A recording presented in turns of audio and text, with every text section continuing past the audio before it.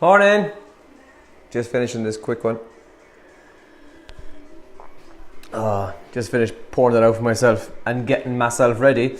I'm in the kitchen again this morning, just because. Why not? It's, what is it? It's the 10th of May, isn't it? Not a bad morning outside there. It's cold actually. It was about 4 to 6 in places last night, and it's a little bit wet because we had a few showers, but not a bad morning out there now. The sun is shining. We've got a couple of blue skies already appearing in parts of the county this morning.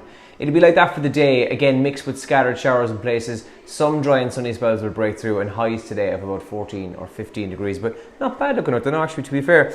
Let's have a quick look at the papers, shall we, on the 10th of May. The Examiner this morning leads with the story, Few drives explosion in jail protection. 1 in 3 inmates at Mountjoy voluntarily locked up in cells for 21 hours a day over gang fears. O'Brien says, who'd want my job? This is the HSE Director, Tony O'Brien. The embattled outgoing chief of the Health Service Executive says he doubts anyone else will want his €186,000 a year job. I wouldn't want it, if I'm being completely honest with you. And John O'Shea is in the papers this morning. He's trending as well. We'll come back to that in a few minutes' time. But what a legend he has been for Ireland. He will play one final game before he officially retires. The Times Ireland edition this morning has a lovely photograph of Penelope Cruz on the front page this morning at the Cannes Film Festival. She's gorgeous. Their main story though says Google ban triggers row as no camp claims bias. Yes side backs the move to block unregulated adverts. So Google yesterday announced they will follow Facebook and won't allow outside advertising for the referendum campaign, for the abortion referendum campaign on the 25th of May. So that's on the front page of the Times Ireland edition this morning. And Europe hits back at Trump over threat to Iranian sanctions. The Sun then this morning says, my Babs has Alzheimer's. This is a very sad story that Barbara Windsor, who played Peggy Mitchell in EastEnders for so long, 80 years of age, it was announced last night that she has Alzheimer's and has had it for the last number of years. The EastEnders icon has the tragic diagnosis. Her hubby tells of anguish and tears, and she's been medicating it for the last number of years, but it's on the front page of the Irish Sun this morning as well. Some of the top trends, by the way, probably wondering to start with the hat this morning. No real reason, only just pure laziness. Got out of bed, jumped in the shower, and was just like, oh, one of those mornings, lads, I'm telling you. But anyway, the top trends this morning, Google is trending after they did decide to go and do the ban the advertising ahead of the referendum.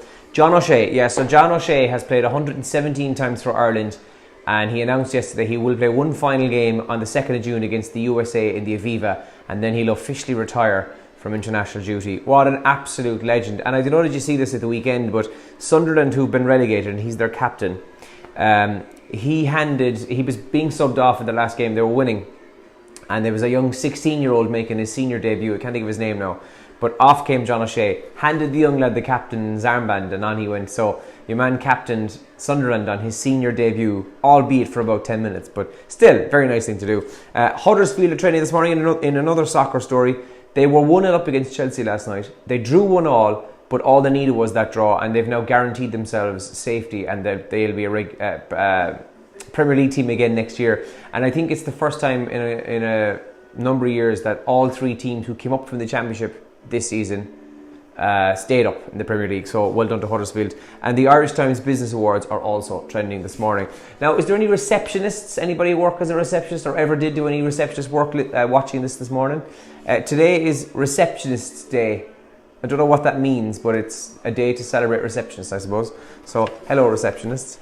And, big one on the show this morning, I want to know, have you ever pulled a terrible excuse for not going to work? Now, personally, and I mean this, I've never pulled a sickie for any reason. I think when I worked in a bar years ago, after being out on a Sunday night, I did ring up and say, lads, I'm hungover, I'm too sick to come in. And I was being genuine. I was hungover and I was too sick to come in. I don't think I've ever pulled a sickie from here. Maybe. But I'll give you some of the examples they're telling us. It's from a website called careerbuilder.com. I was laughing at some of these last night. One guy rang up his boss to say that his 12-year-old daughter had stolen the car and he'd no other way of getting to work, but he didn't want to call the police. That actually could happen nowadays. Yawning again, sorry, the coffee's there.